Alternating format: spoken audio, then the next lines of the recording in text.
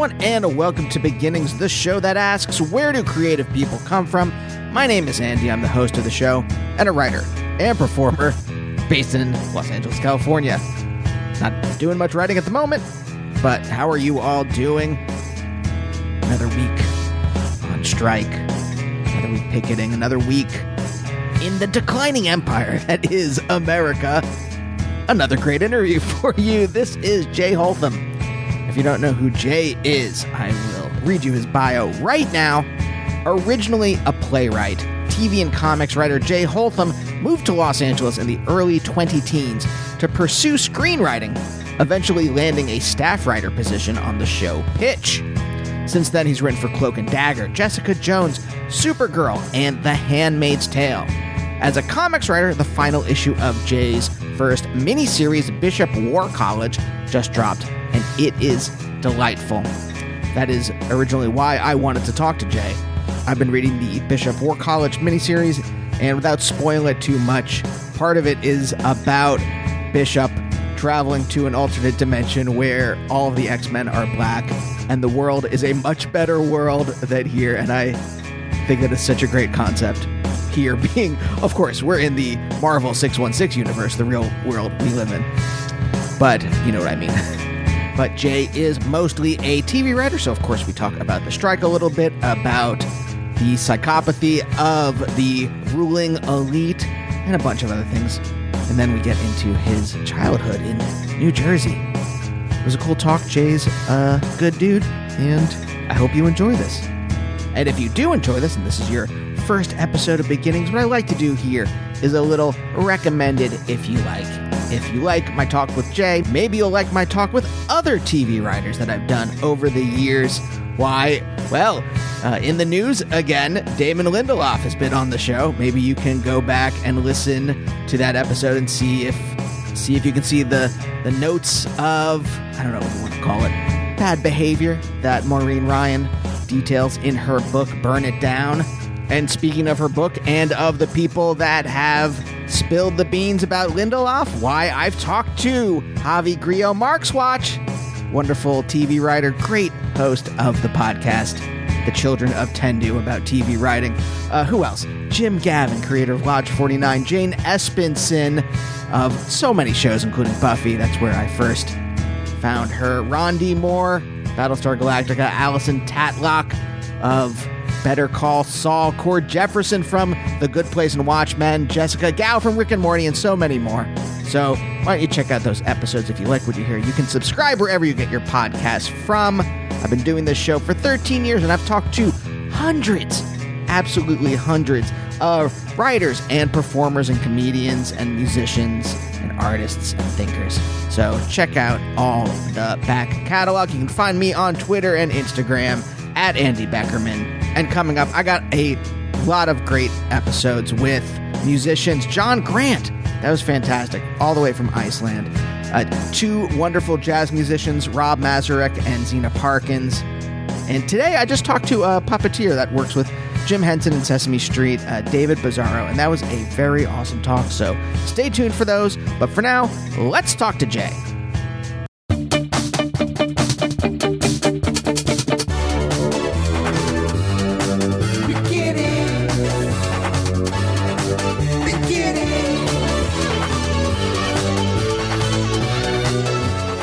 My wife was an Android person up until she got a free iPhone from she's on Mythic Quest, and they weren't going to give her a free iPhone normally, but when the pandemic started, they did a episode where I remember. Episode. Nope, I'm a fan. I remember that episode well. Yeah, so that they had the iPhone, they didn't want to just get it. They didn't feel like taking it back, so that's how she got a free one. That's she was a good an one. Android person up until then. Oh my god, I'm surprised Apple let it go that long. I had a friend who was just telling me, a friend who worked as a writer on an Apple show, and like a few weeks in, or I guess it was when she was going to go to set, they were like, this Android thing is not working for us.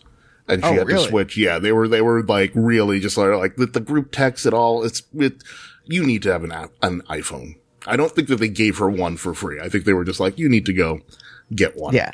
So they so they weren't even going to give to hand. I thought I'm like, wow, they really like it took a lot for them to just give her one. Yeah. They didn't give her one, but they made it clear she needed to get one. Yeah. Interesting how I never understood before I started to see rich people in person. Mm-hmm. I like, how do they get rich? I mean, I guess I understood theoretically exploitation, but then I'm like, I get to see how cheap they are in person. Yes, they are. They are very cheap. They, particularly corporations, but most rich people are very cheap and very, penny pinching, surprisingly, which is frustrating. Well, I mean, outside of like our occupations and the labor actions going on right now, is it frustrating? And I mean, like, does it impact your personal life? Do you mean like, or do you just mean in general? Just in general, it does not impact my personal life. I mean, the sort of weird irony of my life right now is, I'm lucky enough to have been a fairly steadily employed writer, TV writer for the last 6 years. 6.5 years, really. Almost 7 years. And because of that, like, I make a very good living. I'm a single person. My partner lives in Canada, so I don't even have to deal with that. I don't have kids. And sadly, but honestly, most of my family is dead.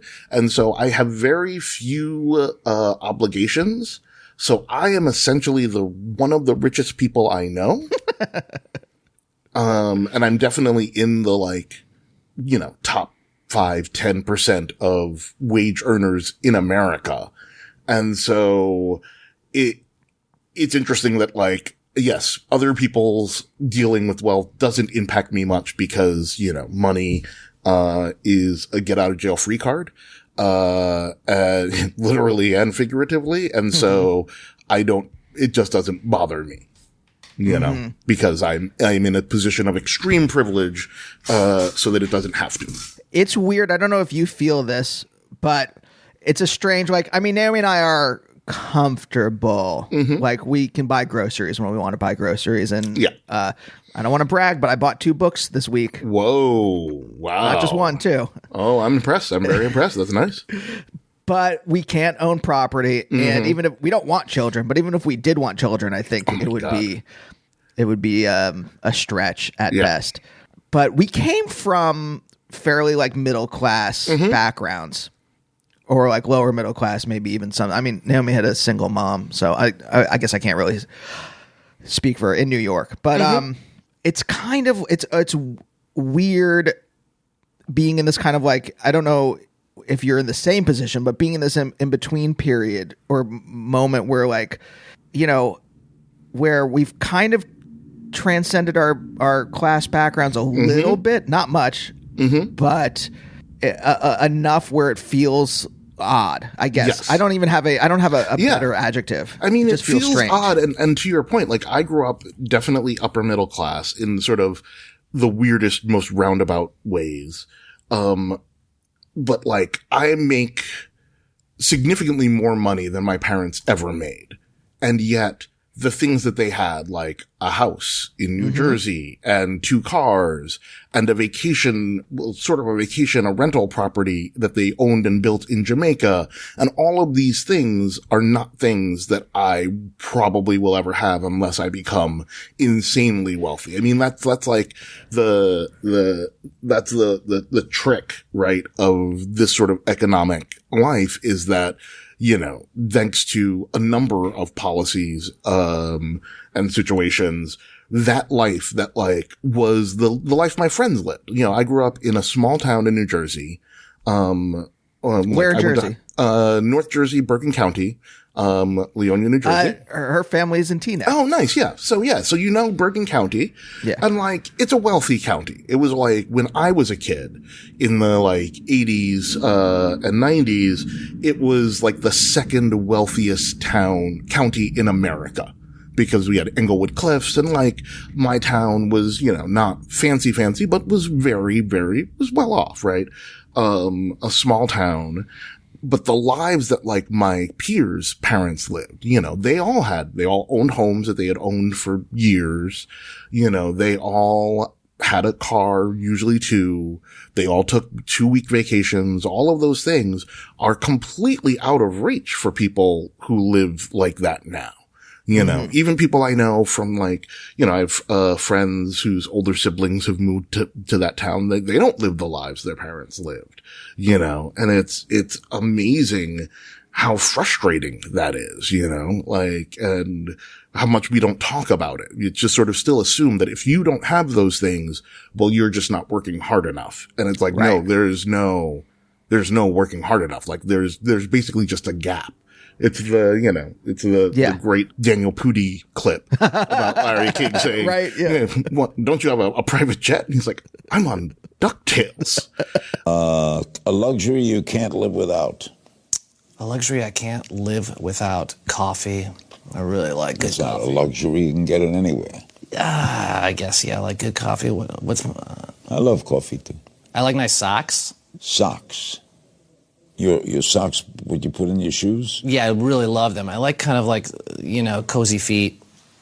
You're attracted to your socks. I'm attracted to really nice running socks. Like, I'm always looking for good running socks. That's not a luxury, though. Coffee and socks are not a luxury. All right, give me a luxury. What luxury should I have? Private plane. Larry, I'm on DuckTales. Like, that's the life that,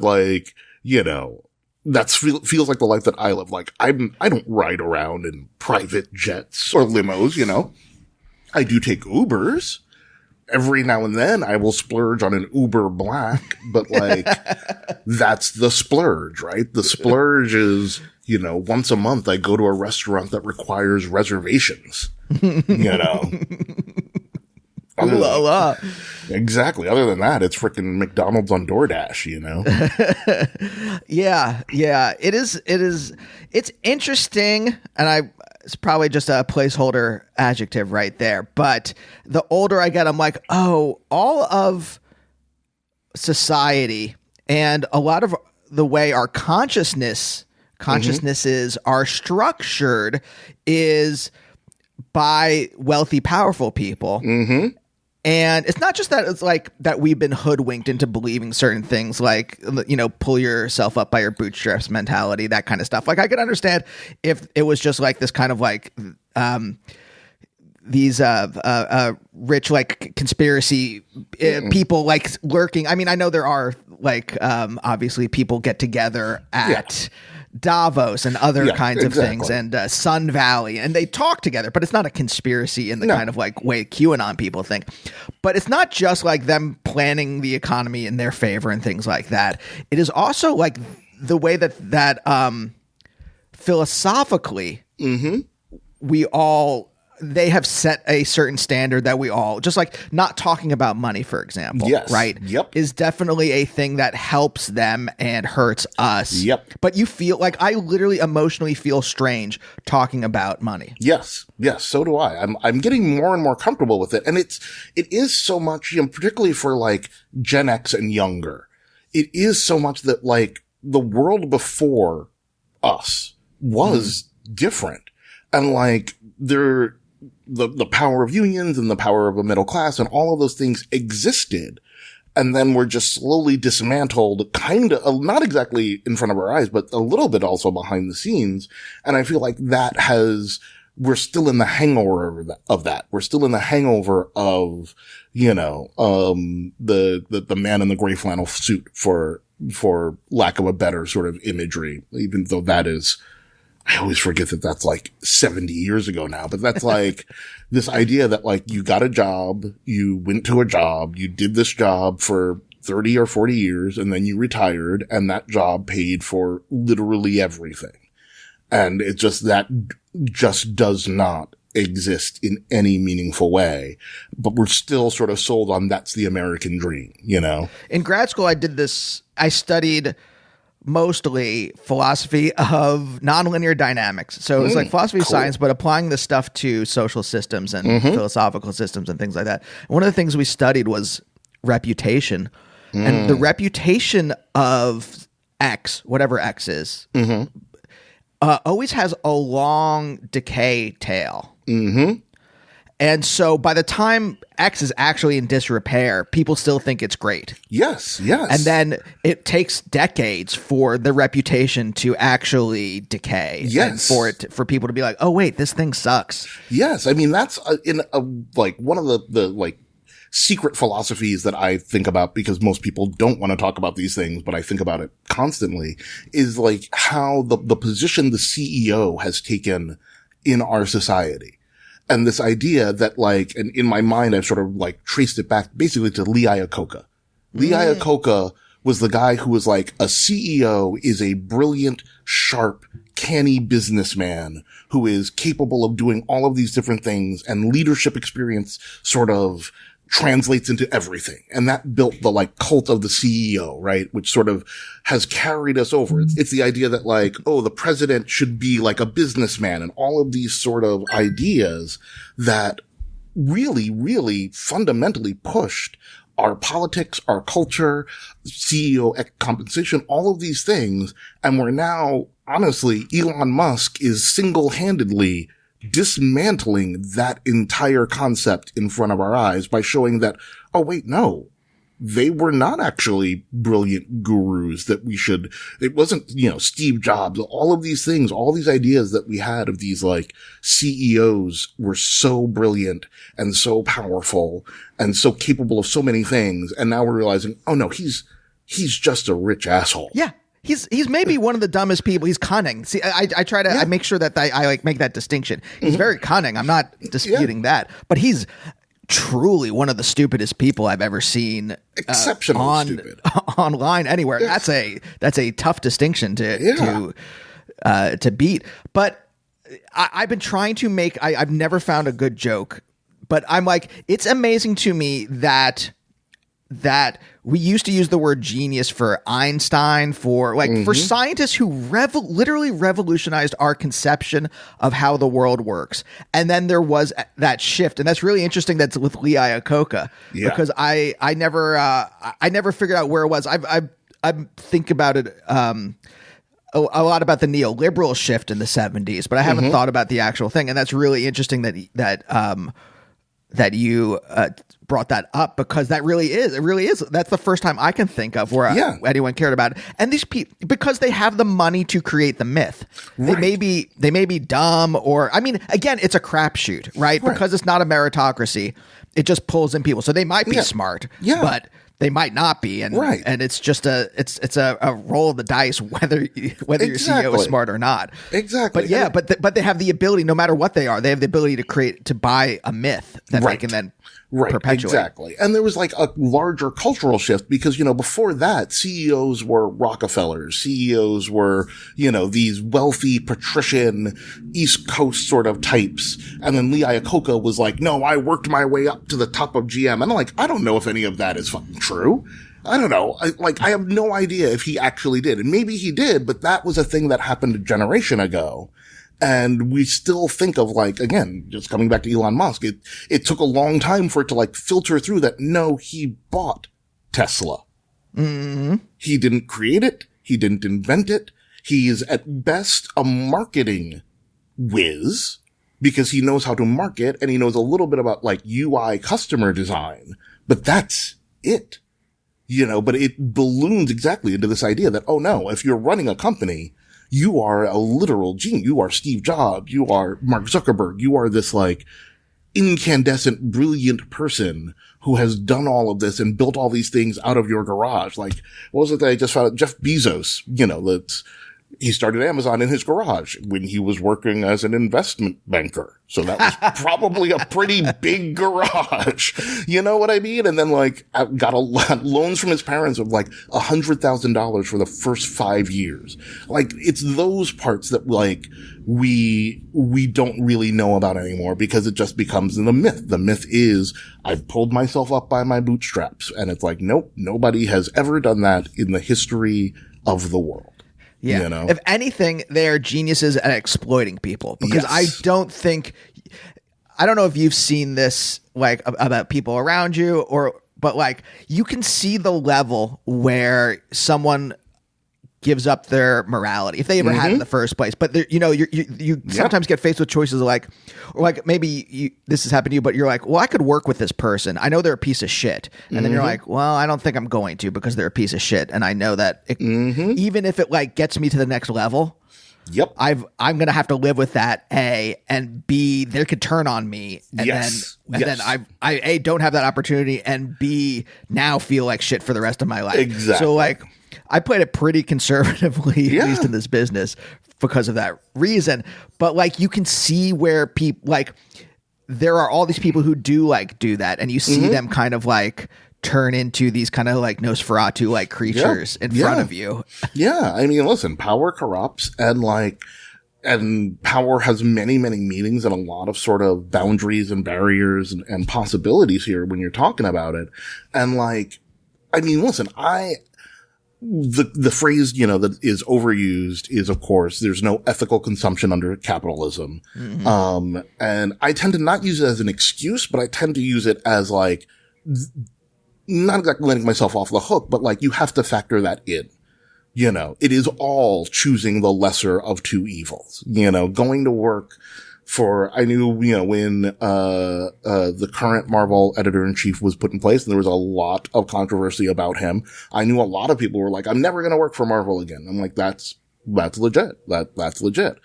I'm happy to work for Marvel, you know, and it's like, I have to sort of square that with the rest of my life as a person. And I feel like what eventually happens is people just stop trying to square that.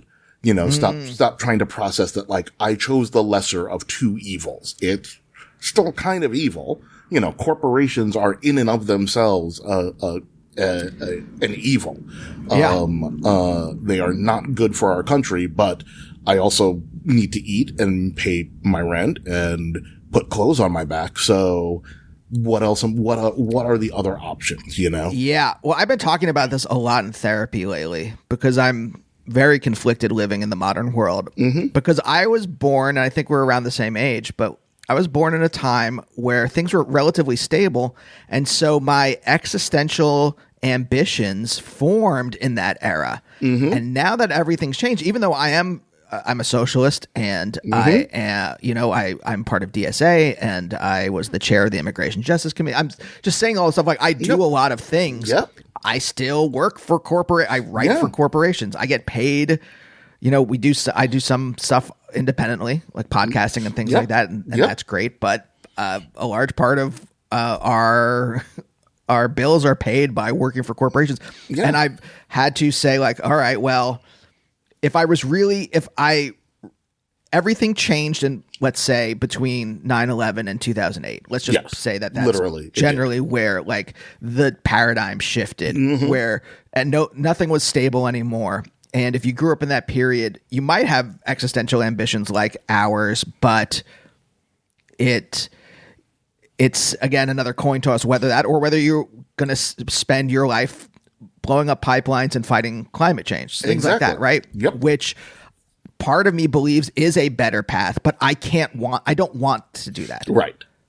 That's a whole life choice that like is hard to take. Like it just is. And I am right there with you that like, you know, you have to balance the greater good, your personal good, and try to figure out your path through it. And it is a constant sort of recalculation of that. Because same thing. I mean, I was a card carrying socialist in my 20s. I am a die-hard liberal and leftist and progressive. All of the terms fit because, you know, I genuinely do believe we should be a more, you know, just a more righteous country, that money is a corrosive, force on our politics, on our culture, that in the period between 9/11 and 2008, something accelerated for a lot of reasons. I mean, part of it was the war on terrorism. Part of it was those were the Bush years, and Bush did a lot of shredding the social safety net. And you know, the ending of the estate tax and just forcing so much wealth up. But by the same token, like, I have to balance that with the sense of my physical comfort and what are the hard and sharp lines in my life. And also, on top of that, like thinking about, climate change and everything, and understanding on a deep level that the majority of things that we are told to do for climate change, to protect against climate change, are at best drops in the bucket. And that a lot of it is about shifting the responsibility for fixing this climate from the major corporations and governments who really do have the power to do those things to all of us individually, and making us all feel bad about it, that we're not doing enough when, I was just reading about Sweden, which is at almost entirely electric cars, and electric vehicles. For everything, like not even just like cars, construction equipment, all of it is almost fully electric. And they did it in like 5 years because the government said that's what we're doing, and that the only thing preventing us from doing that here is the political will, and the vast amounts of money that people who are incredibly short-sighted, and simply don't want to change are pushing against, Yeah. But that's what I'm saying. It's that like, my own dreams, my consciousness formed in a time where where it was kind of on the horizon. And like the most you knew about was like the ozone layer there's a hole in it at one point, and we should recycle. Right. And then everything, I mean, like if you really want to impact something at the moment as an individual, it is probably doing some kind of civil disobedience. And I just I don't want to martyr myself. Yeah. And that's the problem, is that I was formed in an era when I didn't have to. And now we're in an era where if you really do want to affect change, you need to enact civil disobedience or do something like that. And I don't want to. And and the material conditions are such in my life that I don't have to. There's no pressures on me to. No. And so I'm in this weird. And I was thinking about this when I was thinking about talking to you. Like two things were about this, because we're involved in a strike right now, labor actions, and how this is the first labor action, despite the fact that I've been part of DSA for about 5 years. This is the first labor action I've really been involved with, because this is impacting me. Yep. And then the second thing is like, you were a playwright, and to me, I have this thing inside myself where I have this like weird admixture of high and low art that lives inside me. Yep. And not comfortably. There's always this weird contradiction that I feel in myself. And there's those two contradictions are like lay in me and make me feel a little unsettled a lot of the time. And I was curious if you ever had that, a playwright to me is high art, like writing plays, theater. Sometimes, but sure, it can be, right? It's not, I mean, like obviously like Jersey Boys or whatever, which is no knocks against Jersey Boys. But do you know what I mean? And I'm wondering if you, because you seem like someone, again, we've only talked for like 20 something minutes, but you seem like someone who is assured of yourself, and you don't seem conflicted in the same way that I do in some ways. I get that. And like part of it is, I think I'm a little older than you, as like a very firmly Gen X person. And part of it is the culture that existed, in the early 90s and the 80s and the early 90s, where high and low art more comfortably sat next to each other, and more fit on a spectrum, that was less treated at odds. But there was a lot of that. I mean, listen, one of the reasons it took me so long to like make the jump from TV, from playwrights, and theater to TV was that there is an innate and knee-jerk, certainly when I was growing up, sense that TV was low art and theater is high art, and the only people who like leave theater to go do TV are people who can't hack it in high art. And I think my generation was actually a big part of changing that, just because we were omnivores. You know, we were, in a global sense. I'll start in sort of the global sense and then get to the specifics. We consumed all of it. You know, we consumed PBS and Gilligan's Island and classical music and the Beatles and punk rock. And it was all sort of like, in some ways, it was all of a thing. You know, and I felt like Gen X, particularly in the sort of, mid 80s to the mid 90s, like that was sort of our formative years. And like, there was so much going on in all of that. And like, we were just piling things into the bucket in a way that, it didn't, part of the revolutionaries of our time was saying there is no high art, there is no low art, there's good and there's bad. And even in the bad, there is something of value. You know, even in trash, there is something good here or something interesting or something that we can work with, you know. And so we were a lot of these blendings. And for me personally, there was a lot of that in my life. My parents, my dad was an X-ray technician.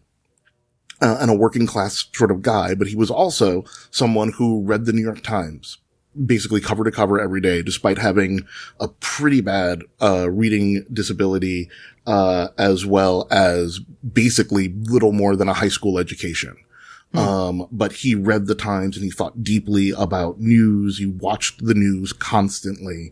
My mom, was a poet. And an artist and, a teacher.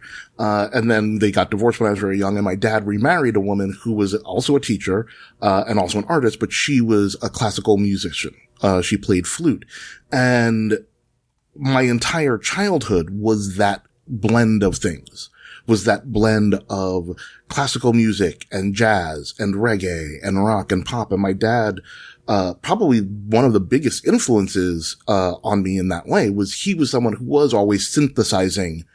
Oh, here's this bit of Mozart, which sounds exactly like this bit in reggae. And whether or not it's intentional, whether or not it's a callback, it's just, these are bits and pieces. And, growing up in that household and in that environment always taught me to like, bond these things together. You know, we would go to, the Angelica Film Center, and see, you know, fancy, you know, my parents, one good thing, one of the good artistic things that my dad gave me was that he never took me to a movie he didn't want to see. So when I was a kid, I never went to Disney movies or kids movies because my dad had no interest in anything like that. He took me to like adult movies. And so from the time I was very young, I was seeing movies like Bob Roberts and Escape from New York and The Omen, things probably you shouldn't show a child, but like he didn't really care, and like Flashdance. And those were the movies that like, those were the experiences that sort of fed me. And my dad was that person. My dad, later in his life, he got much more cranky, but like we would go see action movies and then go see Gandhi. And like, it was all sort of a piece. So that's kind of, even when I was writing plays and, you know, living the life of a playwright, I watched a lot of TV. I got in sort of a lucky kind of happenstance that was also really formative. You know, when I first moved to New York, I had a roommate, a guy named Adam Goldberg, who I met through theater. We were both interns at the Ensemble Studio Theater. He was a stage manager. I was trying to be a playwright, and we just hit it off and decided we'd move in together. And once we did, I discovered that Adam was kind of a TV junkie, and he would record on VHS every single TV show series premiere, and then watch all of them, and then decide what shows he was going to repeat, or he was going to watch regularly, he was going to view. And so we only had the one TV, so I wound up with him just watching a ton of TV, like Dawson's Creek and Buffy the Vampire Slayer and Sports Night and all of these things that we sort of got in on the ground floor of because that's what he did. And then that honestly just became something that I did. So I watched a ton of TV. I went to a ton of movies. I've always loved action movies. I've always loved science and fantasy, sci-fi and fantasy and all of that. And it's funny how long it took me as a playwright to go, oh, wait, I could do that in theater. Mm-hmm. You know, a very long time. And honestly, seeing other people, like Queen Nguyen, and Vampire Cowboys doing it, I was like, oh, I can have these two things that I love together? Cool. What happened? Wait, what was blocking you? Blocking me was that sense of, well, theater is art. You know, and especially when I first started writing plays, my earliest influences was a writer named Constance Congdon and Tony Kushner.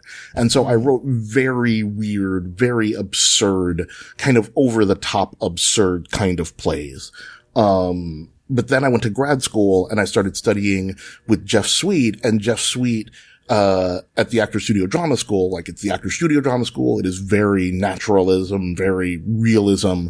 And I started sort of wandering in that direction much, much more. So I left the kind of very loopy, like very on the nose. I mean, I wrote a play, that I do still love. It was really fun, called Wreckage, that was about an aircraft engine falling into a very like super standard suburban house. I think in my first draft, the parents were George and Martha and the kids were Jack and Jill. It was that kind of play. And then I moved into writing much more naturalistic plays. And I just was like, well, theater does this thing.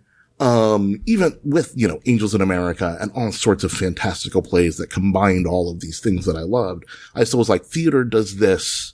Movies do that. TV does that. And I can enjoy all of them. But, I'm not crossing the streams, really. It took a very, very long time to be like, no, I can cross the streams, Mm-hmm. Was there something that happened in your life, like personally, that let you settle? I think there's a lot of connections between someone's creative life and someone's, I want to separate these things out. It's all one life, but I'm like in the parts where, where you're not like writing, right? Yeah. Some stuff happens in there that like crosses over into that. And I'm wondering if there were things that allowed you, I don't know, therapy things. I mean, these are the things that happened to me where like that finally let me be better at what I do. I mean, eventually it was therapy. Eventually it was a lot of sort of grief and loss and a lot of, emotional sort of challenges that really led me to like break through because, for all the love that I have for my family, I grew up in an exceptionally dysfunctional home, and grew up as very much a people pleaser. And like that really impacted my work for a very, very long time. And like only in the last couple of years really have I dismantled a lot of that and felt my work sort of elevate to another place because subconsciously really more than I expected, especially in my playwriting. Like there's a reason I think there are a lot of structural reasons why it didn't happen, things that are beyond my control. But there's a reason why my playwriting career never really took off. And that's because some part of me was always holding back in that, out of people pleasing, out of fear of true vulnerability, all of those things that like kind of held me back. And it's only in the last couple of years that I've knocked down some of those walls. There's still a lot of work to be done about it, but like, and found a way to like really, connect with the internal impulse, with the internal drive and the real push for, what the stories, I want to tell are, Oh yeah. So what do you mind if I ask what was like finally what was it that let you, because I know that it's this invisible, for me at least, it feels like an invisible barrier if I'm trying to like express something I just can't. And it's just there's it's a tightness almost even in my chest where I'm just like I just can't let this character feel this, or like because I can't do it. And I'm still working on it. Like I said, it was my mom died in 2017. My dad died in early 2020. My stepmom died 6 months later, mid 2020. So it was a lot of, in addition to, the world falling apart in 2020, it was a lot of sort of grief that I had to push through. I met my now partner in the midst of all of that, and she also really helped me, and I was in therapy through all of it.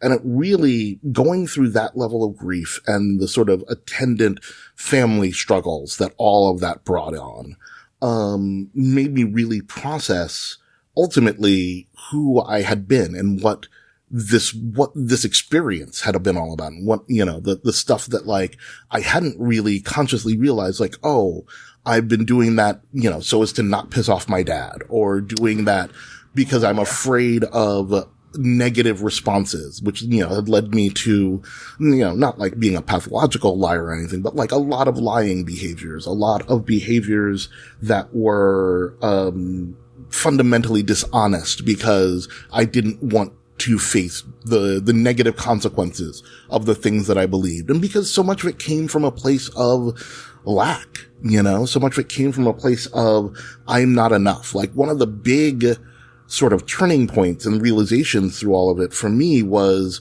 realizing how much unintentionally, my dad and my mom and my stepmom had taught me that no one would love me or care about me unless I was perfect all the time.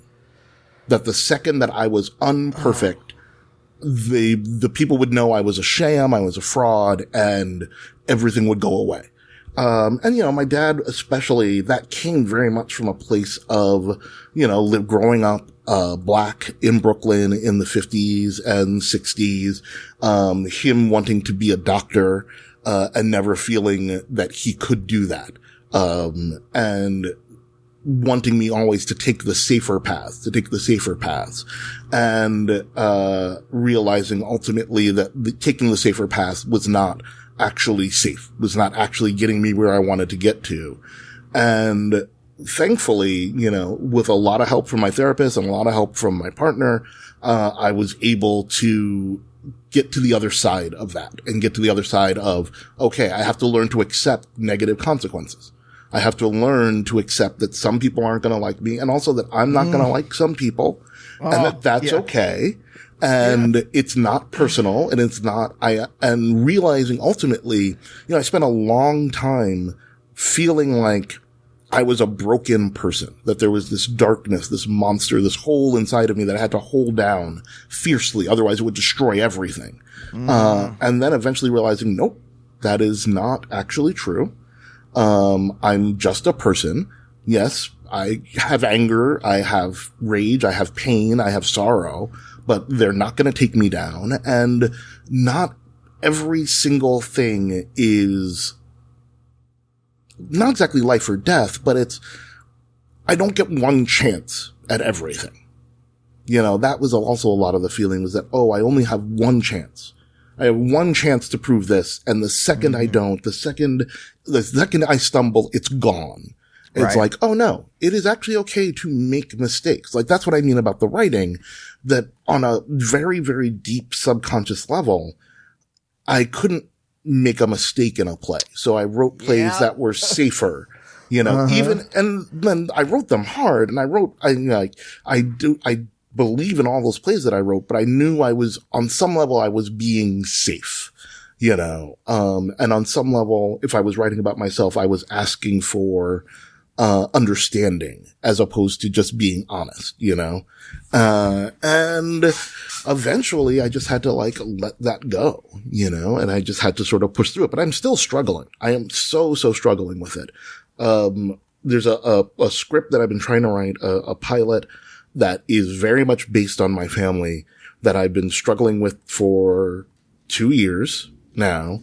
And I still haven't quite cracked it. And I know that part of it is that. Part of it is the struggle to find myself in it and to be honest about who I am in it. And that is still very, very hard. Really, really hard. Oh, this is all resonating with me on a very deep level. But how did you, in this context, in this milieu, I hate saying the word milieu, even though I can't think of a better one.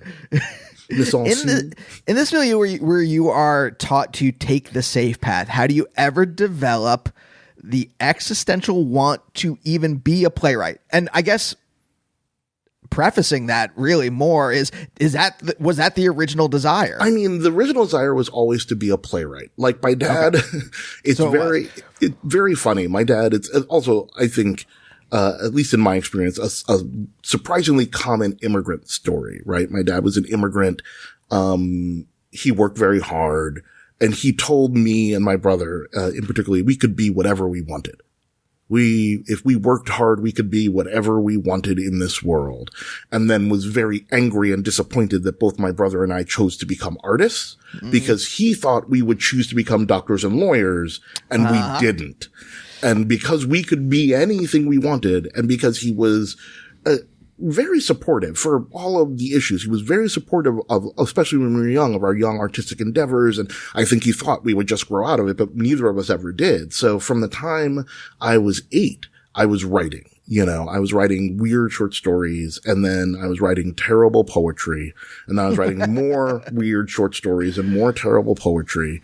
And when I was in high school, I thought I was going to be a novelist. That was the goal. I loved books. I read a lot of Stephen King. I loved writing.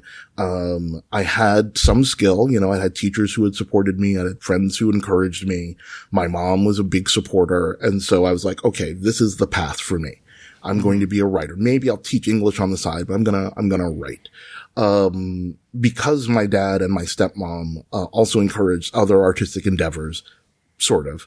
That's a whole other version or part of the story, but because they encouraged me to do some things, I wound up doing theater as well. So all through high school, I was in school plays and school musicals. I was in chorus. I became, a thespian, all of the things that you do. But again, similarly, I never really thought about putting these two together.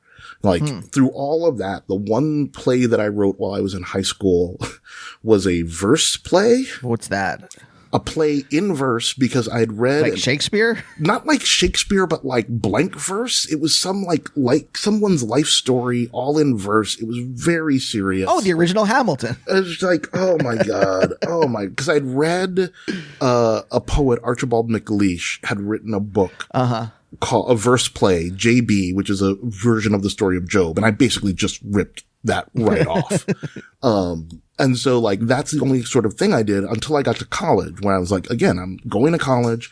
I wound up choosing a college that had a very good theater department. Again, my brain working in ways my conscious brain is not, but I'm like, I'm going to go there and I'm going to be a novelist. I'm going to take creative writing classes. I'm going to major in English. And then. Wait, hold on. Can I interrupt for just a second?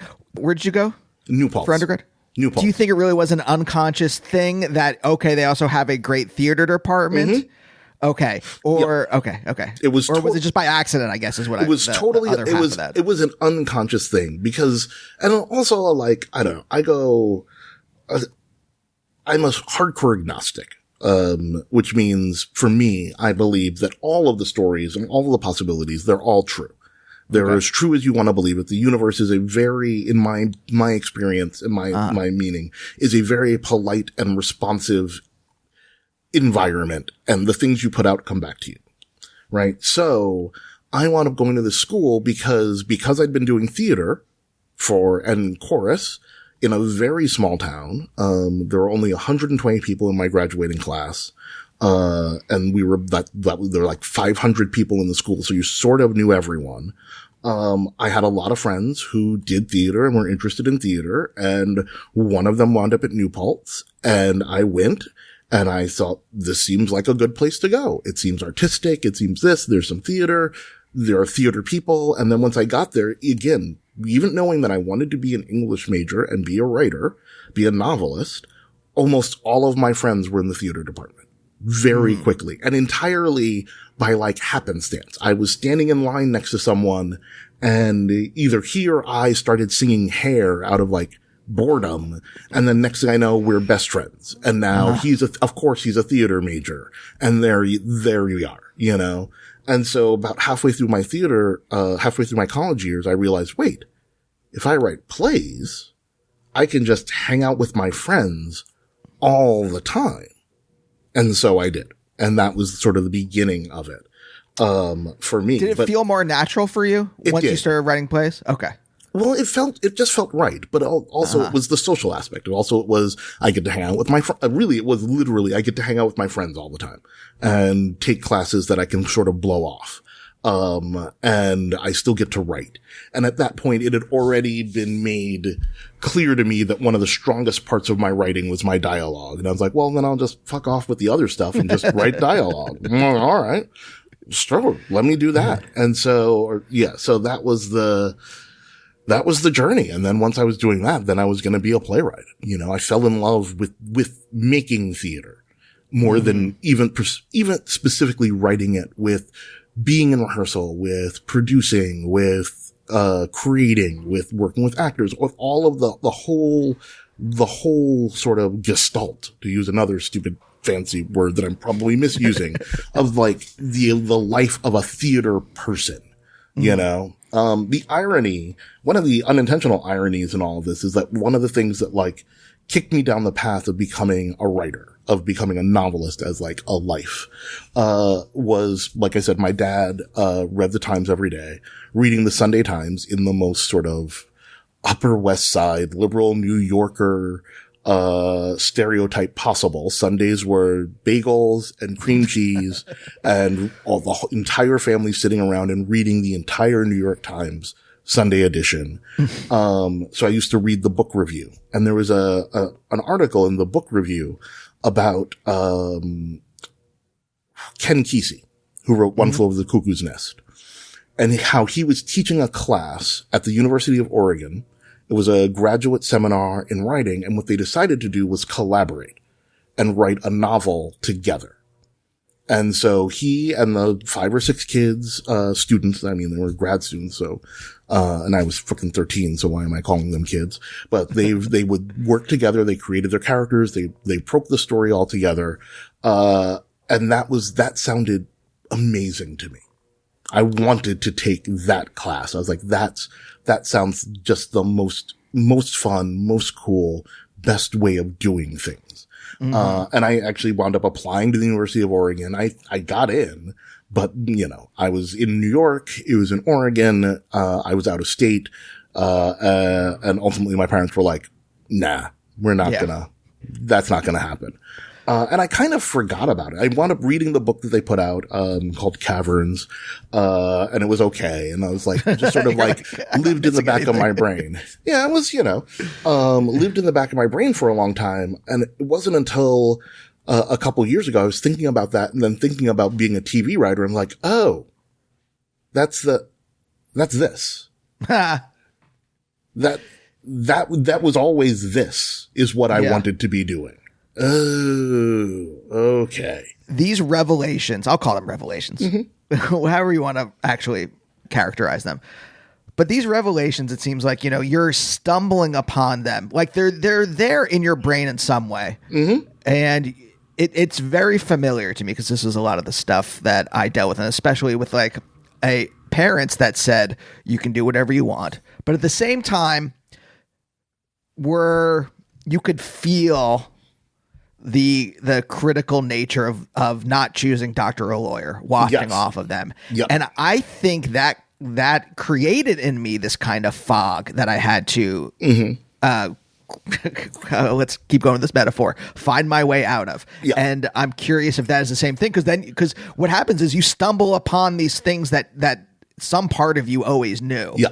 Some part of me always knew. And like part of it, and one of the things that was also letting go was also trying to prove to my parents that I had made the right choices, you know? And there was a lot of that in my life. Interestingly, for all of that, and for, again, like the very complicated and very dysfunctional relationship that I had with all of my family, there was a lot of me saying I wanted to do a thing, my dad saying it was a bad idea, and me saying, well, I'm going to do it anyway. And then often it being a bad idea and having to come back to my dad and say, that turned out to be a bad idea. I need money to get out of it. And he'd be like, yell at me for a while and then say, here's the money to get out of it, you know? And then he would still let me continue to make these bad ideas and then still be really, really mad about it. Like, and in like utterly irrational ways. Like, we had a conversation a couple years ago before he passed, where he admitted that he had been mad at me since I was 10. Because when we moved to New Jersey, I moved in with him and my stepmom. A friend of theirs taught at a very fancy private school in Inglewood. And vaguely somewhere when I was 10 or 11, we'd had a conversation about maybe me going to that school. And I guess I said no. And he was mad. He had been mad at me since then because he felt like if I had gone to that school, I would have had a better future. But I said no just to spite him. because I was mad that he had moved me out of Brooklyn. And so to spite him, I had screwed up my entire life. And I was like, Dad, I was 10. All I was thinking about was I didn't want to leave the friends I'd just made. I wasn't thinking about you at all, but also I was a child. I was 10. If you had told me I'm going to that other school, I would have gone to that other school. Like, you gave the 10-year-old the choice and then are mad they didn't make an adult decision.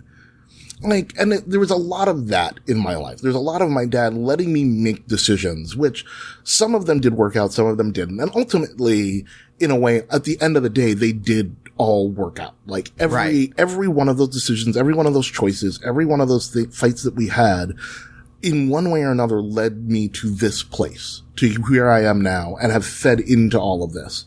You know, there's a kind of Slumdog Millionaire nature to the way I look at my life, about all these, some of them terrible, some of them stupid, but all of them giving me something or teaching me something or showing me something that I didn't know before that years later I'm like, oh, this is now useful. Okay. You know, and like all those experiences that got me to here, you know, and in like weird random ways that you wouldn't have expected, you know, like when I say, you know, Adam got me watching almost every season premiere or series premiere of a new show for many, many years. And I discovered many new shows that I liked, one of which was Journeyman, which ran on NBC for not even a few seasons, for one season right before the 2007, writer's strike. And it was not a well-loved show, but I really loved it. I watched it and was really, really, really passionate about it and really enjoyed it. And then it disappeared and has disappeared from existence, right? So 2016 rolls around. I'm up for my first staffing gig on a show called Pitch. And I'm going to meet with the showrunner, Kevin Falls. So I do my due diligence and I look up, and of course, you know, Kevin Falls, freaking Sports Night, The West Wing, Emmys, Franklin and MASH. But I notice in there that one of the shows is Journeyman. I'm like, oh, I really like that show. Okay. So we do our little meeting, and towards the end of it, I'm like, hey, before I go, I just wanted to say that, like, I watched Journeyman and I really enjoyed it. And he was like, oh, thank you. And I discovered later that he created it and he loved it. And that was a key part of me getting that job. Yeah. And it's like, I don't know what you call that. I don't know. I mean, is it random? Is it chaos? Is it fractals? I don't know. But there are so many things and parts of my life that have turned out like that have operated on things like that, of like, oh, this thing that I was interested in for 6 months that I read 20 years ago turns out to be exactly the thing that I need to know for this gig. And why? I don't know. You know? But it's, you know, semi-charmed life or something. I don't know, man. We're right towards the end, but do you mind if I ask one last question? Sure. You had mentioned, you said sort of, that your dad and your stepmother had encouraged you. And you said, well, that's a whole other story. And I'm kind of, if you don't mind. Oh, sure. I'm kind of curious about what that other story is. I mean, it sort of factors into all of the things that I'm saying about them and about safety, and also about, on some level, their fundamental selfishness. So my stepmom, like I said, was a classical flutist. Both of her sons were musicians. I grew up in a house of musicians. I never learned to play any instruments. When I was in like 5th grade, I wanted to join the band again, because I had a lot of friends who were in band, and I wanted to hang out with my friends, which is, again, a recurring theme. And I thought I wanted to learn, what I wanted to do was learn the saxophone. And my parents actively discouraged me from learning the saxophone. My stepmom was like, oh, the keys are really far apart, and you'll have to really spread your fingers, and all of these like very weird things that realize later it's like, oh, they mostly just don't want me to be practicing saxophone in the house. Right. They would rather I didn't practice saxophone around them. So they just made it sound really hard and unpleasant. And I wound up just being like, well, I guess I'll just join the chorus. You know? Which they were very happy about, because then I didn't practice at home. I practiced in chorus. So, it's like that was a lot of that, a lot of my childhood experience was a lot of that. My parents sort of discouraging these things because they didn't want to be annoyed by them. Yeah. Okay. But that's the thing that I find interesting is all these little micro choices, right? Mm-hmm. Because think about this. I mean, look, this is not, I don't think there are linear things. Like they discourage you from doing saxophone. So then you do something, you practiced art that's silent, right? Yeah. I don't think that, there is a connection, like a straight line there. However, it pushes you in one direction. Exactly. And then when you're off in that one direction, you kind of just like start following the pathway a little bit if it feels right. Exactly that. And it's like, it is all these sort of micro choices and little things and, you know, the butterfly effect in a life of like this one little thing, this one moment having these very long lead effects, these very long ripples through your life that, I mean, I feel like I'm lucky to be able to stop and look back and be like, oh, okay. I can see this, I can see the straight path that got me here, even though at the time none of it made any sense. Like the friends that I made, the things that I studied, the things that I did, the experiences that I had. And like when it comes to my parents, like I said, they were very much like, do whatever you want. You can do anything. And it was, you know, also 70s parents. So they were incredibly laissez-faire. You know, I was reading Stephen King books when I was like 11, and they would sometimes look down their nose like, why are you reading that trash? You should be reading better books. But like, they didn't care what I was reading. They honestly didn't even really care that I was reading. It wasn't like, oh, well, what, as long as you're reading, it was just sort of like, you're filling your time and you're not bothering me while I'm watching my 18th hour of news program. So I don't genuinely care what you're doing. Are you doing drugs? They're not great. Whatever. Because that's what parents were then. They were, you know, living their adult lives and trying to not be interrupted by the children they chose to have and raise. Anyway. The ice storm. Yep, exactly. Freaking the Squid and the Whale, that scene where the younger kid is left home alone and he cracks open a beer. And I'm like, yep, that's what it was like. You know? So, but it does sort of it all adds up, you know? It added up for you. That's the thing. I think I guess maybe this is the last thing really, because I am curious, like you seem to be someone who was able to work out the contradictions or at least slalom through them in a way that made sense. Yeah. And I'm wondering, is that just maybe a quirk of like how your brain was set up, or is there something like that you can that you think contributed to that about you? I'm just curious about that. I mean, it's 50-50, right? 50-50, just a quirk of me as a human. Just whatever is in my brain chemistry. Let's say 50-50, right? Another part of it is just the quirk of the time that I was born in, the time that I was born in my family, the time that I was born in the world, being born into a time where the barriers between low and high art were much, much lower and much more permeable, but also distinct in that way that there was a world that I grew up in a world where there was high art and there was low art. And while you could cross between them, you knew that there was a difference. Right now, it feels like everything is sort of middle art. And it's kind of all a blur, you know? Yeah. And it's also like some of it is the quirk of being born black and being raised in, and living in majority white spaces for the vast majority of my life, which teaches you to be very comfortable with a double consciousness and teaches you to code switch internally, externally, personally, and professionally. You know, like that's a big, big, big part of it. And of being sort of an assimilated black person and like the very, very complicated feelings that I have about that, the very complicated feelings my dad had about that. So there's all of that is all part and parcel of it. And part and parcel of the person I am now, but the last big chunk of it is having had to go through incredible rebuilding of my personal self over the last couple years. Because just hitting that point, and I've hit it a couple of times, and thankfully I've been able to sort of redirect all those times, that point where I'm like, if I continue on the trajectory I'm going, this is going to end badly. And so if I don't want it to end badly, then I have to do the work to actually change this trajectory. Mm-hmm. So a combination of self-awareness and foresight that allows you to kind of be like, uh-oh. Yes. And also, you know, I mean, being a New Yorker and having been in therapy since 2002 on and off, eventually it kicks in.